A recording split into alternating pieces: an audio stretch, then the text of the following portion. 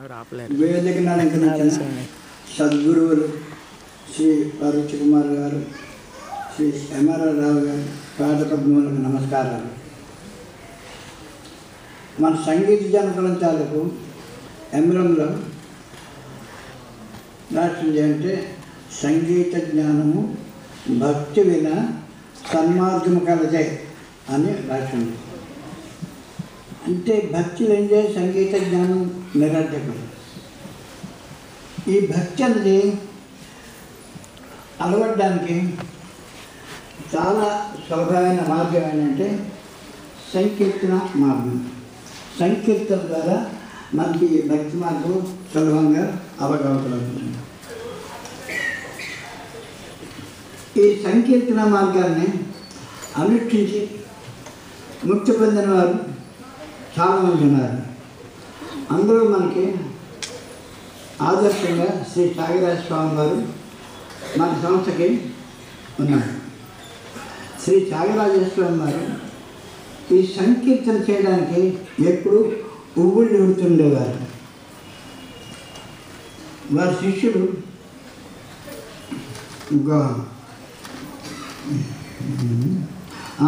వాలాజిపేట వెంకటరమణ భగవతులు గారు వారి మీద ఒక కృతి రచించారు.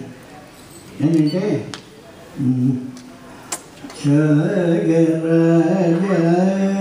స్వామి గురుని దళతోనే పొడు నాడు ప్రేమతో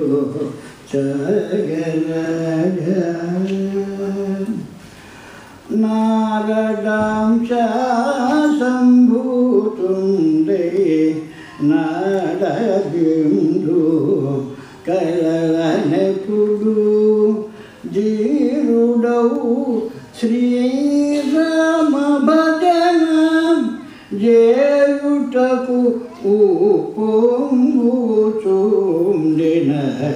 సగరజ స్వామి గురుని.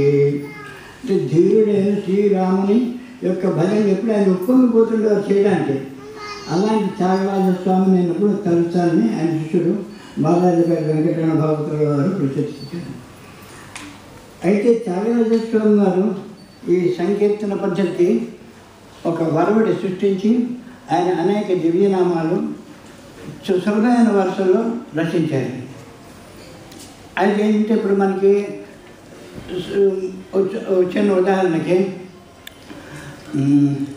రామ కోదండ రామ రామ కళ్యాణ రామ రామ కోదండ రామ రామ కళ్యాణ రామ ఇలా సులభంగా నామం పెట్టి రామ నీకు ఒక మాట రామ నాకు ఒక మూట రామ నీ బాటే పాట రామ నీ బాటే బాట. ఆ కవిత్వంలో ఆ ఔన్నత్యం, ఆ భావం ఇలాగ త్యాగరాజ స్వామి ఈ దివ్యనామ కీర్తనలో వారు సంస్కారవంతమైనటువంటి కీర్తనలు కూడా చాలా చేశారు. అందులో ఇదేంటే కరుణా జలజే దాశరథే కమనీయ సుగుణ నిధే నీమయమేగ ఈలను ఏమని నేయే దూరు దూరు. అంటే ఈ జగత్తంతా నియమంగానే ఉంది. దాన్ని ఏ విధంగా నేను నిందిస్తాను, ఏం చూసినా అంత భగవత్స్వరూపం. ఈ విధంగా ఆయన అనేకటువంటి ఉపనిషద్ వాక్యాలతో కూడుకున్నటువంటి భక్తి రచనలు చేశారు. అయితే త్యాగరాజ స్వామి వారు ఈ విధంగా సంకీర్తన మార్గం మనకు ఏర్పరిచారు. మనకి శివానందమూర్తి సద్గురు శివానందమూర్తి గారి ప్రేరణతో 2వ తారీఖు నుంచి మనం రైల్వే క్వార్టర్లోని భవానీ శంకరాలయంలో శివనామ సంకీర్తన ప్రారంభించబోతున్నాం. దానికి కొన్ని సంకీర్తనలు నేను మా అమ్మ సరస్వతి రాసింది, పుస్తకం వచ్చేయబడింది. 2 జూన్ నుంచి స్టార్ట్ అవుతుంది.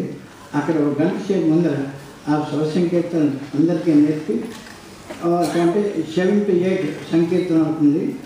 తర్వాత 6 to 7 అక్కడ పాఠం నడపబడుతుంది.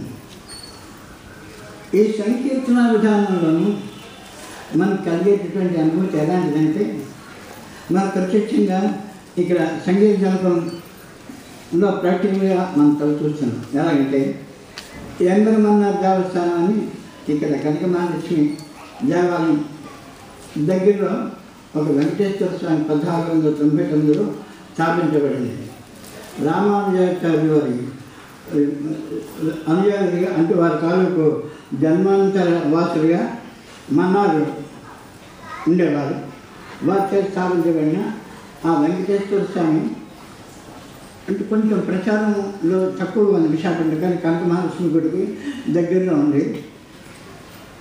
ఆ స్వామి చాలా మంచి కళాకారులతో ఉంటారు. అక్కడ మన సంగీత జనపం 2004 సంవత్సరంలో ధనుర్మాసం అంటే డిసెంబర్ నెల మంచి చలికాలంలో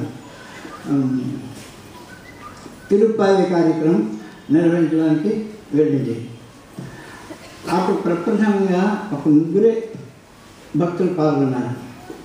తర్వాత అక్కడ మన శిష్యులు అక్కడ జనపద విద్యార్థులు రాకుండా వెంకటరావు గారు అక్కడ ఉచిత సంగీత శిక్షణ కార్యక్రమం చేపట్టి చేస్తే ఇప్పుడు ఆ తిరుపతి కార్యక్రమానికి చల్లార్జాముని 4 గంటలకి డిసెంబర్ నెలలో 100 మంది హాజరవుతూ అక్కడ ఆ కార్యక్రమం అంటే ఎంతో ఉత్సాహంగా నడుస్తున్నారు. దీనికి అంతటి కారణం అంటే సంకీర్తనలో కలిగేటటువంటి అనుభూతి అంత ఆకర్షణీయంగా ఉంటుంది.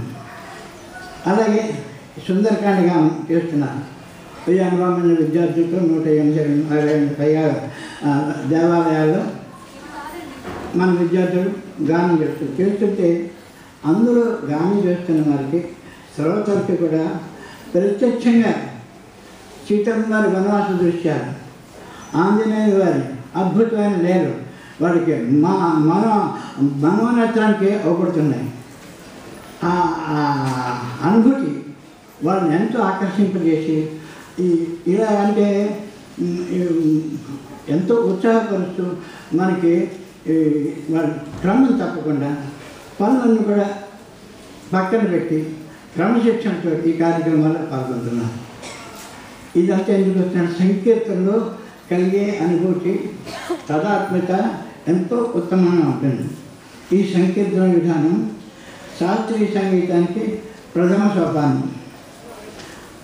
ఇలా సంకీర్తనలో పాల్గొనగా శాస్త్రీయ సంగీతం ఏంటి, ఈ సంకీర్తనకి ఏ విధంగా ఏర్పడుతుంది, దాని మూలం ఏంటి, శాస్త్రం ఏంటి అన్నీ చెప్తుంది.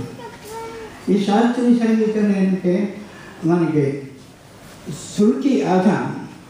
ఆ శృతిలో సంపూర్ణంగా ఐక్యం చెంది గాయకుడు రాగం ఆలాపిస్తుంటే వారికి ఇంకా తాదాత్మ్యం చెంది చాలా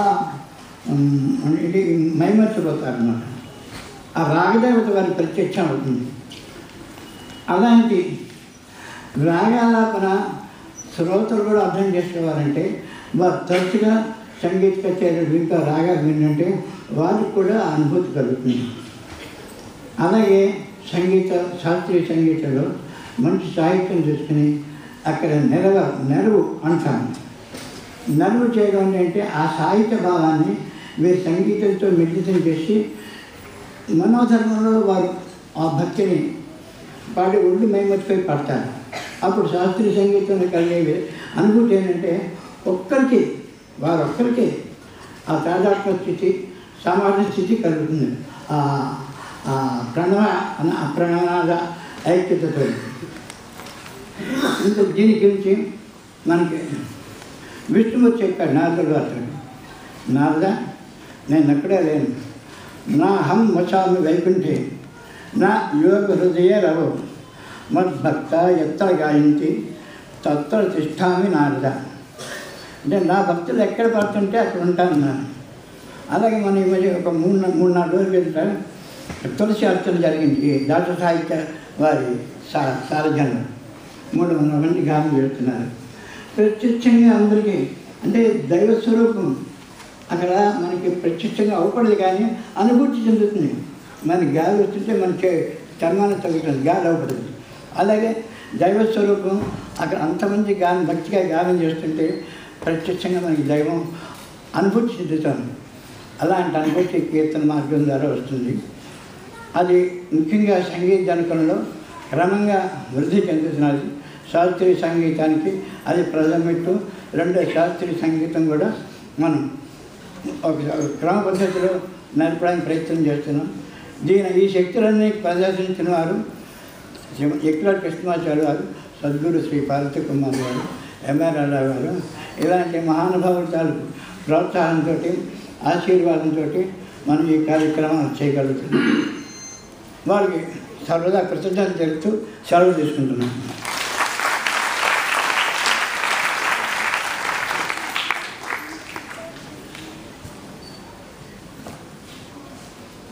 ఉత్సాహం బాగా కలిగినప్పుడు ఒక సంతోషం, చక్కనైన సంతోషం కలుగుతుండేటప్పుడు కూని రాగం తీయని మానవుడు ఉండడు అసలు. అలాగే భగవంతుని దగ్గరికి వెళ్ళేటప్పుడు దర్శనం జరుగుతుండేటప్పుడు లోపల నుంచి ఒక ఆలాపం లాంటి తలుపు వస్తుంది. సంగీతం దాని నుంచి పుట్టింది.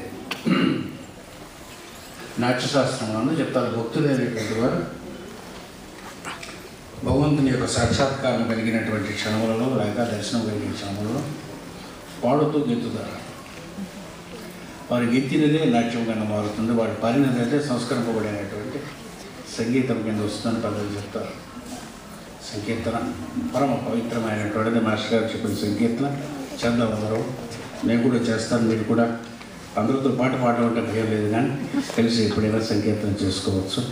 ఇప్పుడు ముఖ్యమైనటువంటిది ముఖ్య అతిథి యొక్క సందేశం ఇవ్వాల్సిందిగా ప్రార్థిస్తాను.